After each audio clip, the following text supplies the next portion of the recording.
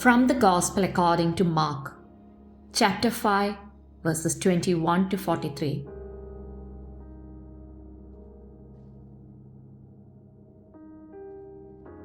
When Jesus had crossed again in the boat to the other side, a large crowd gathered around him, and he stayed close to the sea. One of the synagogue officials, named Jairus, came forward. Seeing him, he fell at his feet and pleaded earnestly with him, saying, "My daughter is at the point of death. Please come lay your hands on her, that she may get well and live."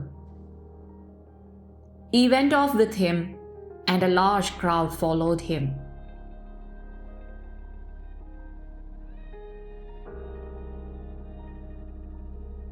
There was a woman afflicted with hemorrhages for 12 years. She had suffered greatly at the hands of many doctors and had spent all that she had. Yet she was not helped, but only grew worse. She had heard about Jesus and came up behind him in the crowd and touched his cloak. She said, "If I but touch his clothes, I shall be cured." Immediately her flow of blood dried up. She felt in her body that she was healed of her affliction. Jesus, aware at once that power had gone out from him, turned around in the crowd and asked, "Who has touched my clothes?" But his disciples said to him, "You see how the crowd is pressing upon you, and yet you ask, 'Who touched me?'" And he looked around to see who had done it. The woman, realizing what had happened to her, approached in fear and trembling. She fell down before Jesus and told him the whole truth.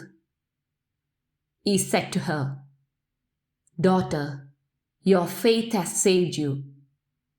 Go in peace and be cured of your affliction."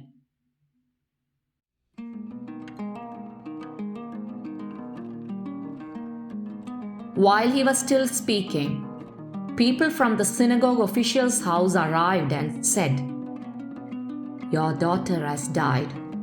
Why trouble the teacher any longer?" Disregarding the message that was reported, Jesus said to the synagogue official, "Do not be afraid, just have faith." He did not allow anyone to accompany him inside, except Peter, James, and John, the brother of James. When they arrived at the house of the synagogue official, he caught sight of a commotion, people weeping and wailing loudly. So he went in and said to them, "Why this commotion and weeping?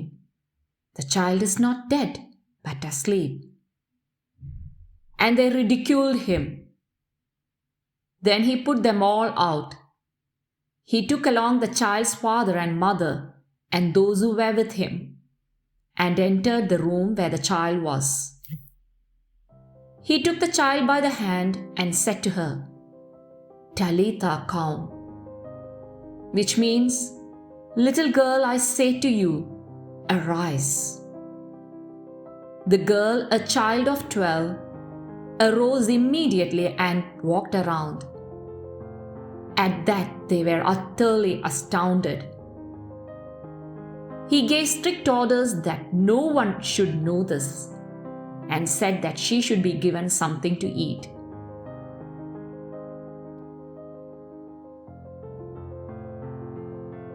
Jesus is Lord, and before him physical death is like a dream. There is no reason to despair. Another death is the one to fear, that of the heart hardened by evil. Yes, we should be afraid of that one.